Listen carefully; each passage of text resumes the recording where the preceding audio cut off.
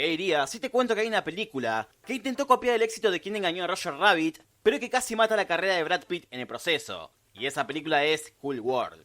Creo que hace mucho que no vi una película que tenga tantos problemas, tanto en lo narrativo como en el sentido, con este filme. Pero bueno, vayamos por partes. Cuando uno piensa en películas que combinan animación con acción real, Quién engañó a Roger Rabbit es una referencia obligada. Una obra que logró equilibrar la fantasía sólida con personajes que eran memorables. Así que 4 años después, cuando salió Cool World, había un hype por la película. Un filme que prometía ser la versión adulta, dirigido por un pionero de la animación, como lo es Ralph Bakshi, famoso por su estilo irreverente. Y películas como Fritz the Cat y Heavy Traffic. Roger fue una muestra de estar adelantada a su tiempo. Una integración orgánica entre dibujos y personas reales, que hasta el día de hoy sigue siendo fundamental para comprender todo el boom que vino después. Y eso solamente hablando de lo técnico, porque sus personajes y el homenaje al cine noir fue otro punto que la hizo destacar. Se establecieron reglas claras que se cumplían dentro del propio universo. En este contexto, Mundo Cool surge con cierta expectativa de llevar más allá insinuaciones que lo más grande solamente entendían en Roger. Pero bueno, para eso hay que hablar de su director, Bakshi. El guion original era mucho más oscuro para una película de terror. En este, un dibujante crea un cómic en prisión, convirtiéndolo en una estrella del underground. El dibujante tendría relaciones con una femme fatal, y engendrando un hijo híbrido, mitad humano y mitad dibujo. Sí, así de raro. El niño crecería con un resentimiento por haberlo abandonado, buscando cazarlo y matarlo. Ralph afirma que la idea fue comprada por Paramount de inmediato, pero que a sus espaldas, el guión, fue reescrito varias veces, y un reciente productor, incorporado en ese momento, Frank Mancuso Jr., mencionaba que la película iba a ser más 17, teniendo que revisar el guión y escribirlo junto a otros, para que sea mucho más familiar, sintiéndose traicionado. Imagine que fue tanto el caos, que Ralph, enojado, se peleó con un ejecutivo de Paramount, y por esto lo suspendieron. Por eso que también hay muchos cambios que lo hicieron sin su aprobación. El resultado es una historia que no sabe para qué lado ir, ni un tono claro. Los personajes están todo el tiempo perdidos y bueno, saltan de una situación a otra. Frank Harris es un soldado de la Segunda Guerra Mundial, que al volver le presenta su nueva moto a su madre. ¡Es linda! Lo sé, la gané jugando póker en Italia, mamá. ¿Eh? Pero manéjala con cuidado, hijo. ¡Con cuidado! ¡Cuidado! ¡Ah! En el viaje terminan chocando y está muriendo, pero Frank, mágicamente y sin sentido, es llevado a este mundo. No se cuestiona cómo llegó ahí, ni llora por la muerte de su madre. Has hecho algo extremadamente raro. Si buscando info, no me enteraba que pasaron 47 años, no me hubiese dado cuenta. En este tiempo, se vuelve un detective y protector de este universo y de su equilibrio. A ver, no existe una conexión emocional, y en ningún momento lo vemos interesado en querer volver.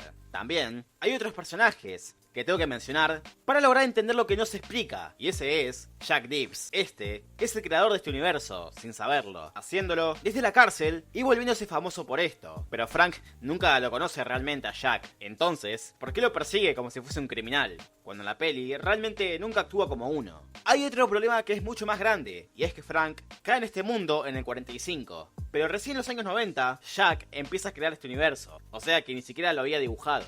A ver, tenemos dos posibles soluciones que no arreglan nada. Uno, Frank estuvo viviendo en un universo que se creó 47 años después, o dos, el mundo ya existía por sí solo, y de alguna forma él lo canalizó en sus dibujos, como en Sherlock y La Baguette, pero sin ningún tipo de lógica, porque al menos ahí sabes que todo lo que pasa es imaginación de un niño y te lo muestran. What the fuck?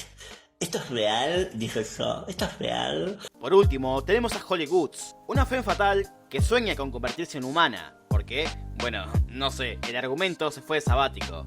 Porque una vez que lo consigue, spoiler, ya no saben qué hacer con ella. Y realmente es carismática, pero se queda en eso. Los productores querían que el personaje sea una especie de ícono sexual, inspirado en Marilyn Monroe, pero a la vez había cierta contradicción porque querían que la película sea para niños, no terminando de encajar esto. Como todo, también hay reglas que le dan cierto sentido a lo que estamos viendo. Bueno, en este caso, todo lo contrario. Ya les mencioné cómo Frank estuvo décadas en este mundo, pero no tiene la capacidad para salir, ni siquiera conociendo al tipo que lo trajo, al mismo que al final, cuando cae y muere, se lo lleva a su mundo, mientras que Jack va y viene cuando le conviene la historia, y ni él sabe por qué.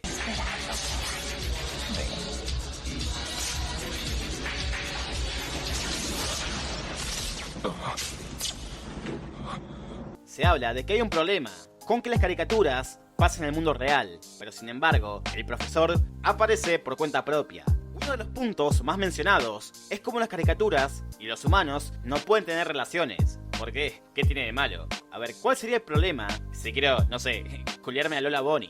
Este hecho ocasiona que ella se convierta en humana y que los mundos se empiecen a fusionar, así sin más. Otro de los puntos, además de los que mencioné, es el hecho de cómo funciona. Frank está hace 47 años, pero no parece envejecer. Está bien que sea Brad Pitt, pero bueno, no lo justifica. En el final de la peli, Holly engaña a Frank, haciéndolo caer, pero Jack, que fue perseguido, de alguna forma, aprende a usar sus poderes de caricatura, convirtiéndose en un superhéroe y frenándola, mientras que Frank le establece otra regla, y es que si una caricatura te mata, te volvés una. Pero bueno, ahora puede mojar la pluma con su amor platónico. ¡Ay, eres un héroe, Harry! ¡Salvaste al mundo! ¿Qué estás esperando? Ven, soy todo tuyo. Ya hablamos de todo lo ilógico que plantea, pero creo que es fundamental destacar la integración de dibujo y personas. Y bueno, es horrible. Se ven los recortes y muchas veces se sienten muy sobreexpuestos, como para que den esa ilusión de estar ahí, alejado de lo bien que lo hicieron en otras películas de la época. Y los fondos dibujados y estáticos tampoco ayudan. Bienvenido a mi mundo,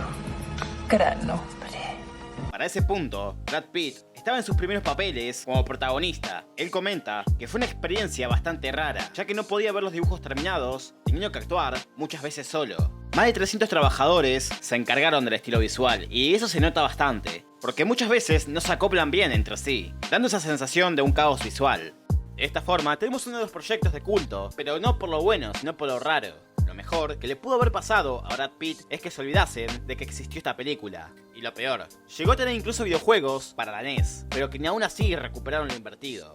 Así que díganme, ¿ustedes la llegaron a ver? Y si es así, ¿qué les pareció? Si les gustó ya saben, pueden dar like y todo eso. Hasta la próxima y chao chao.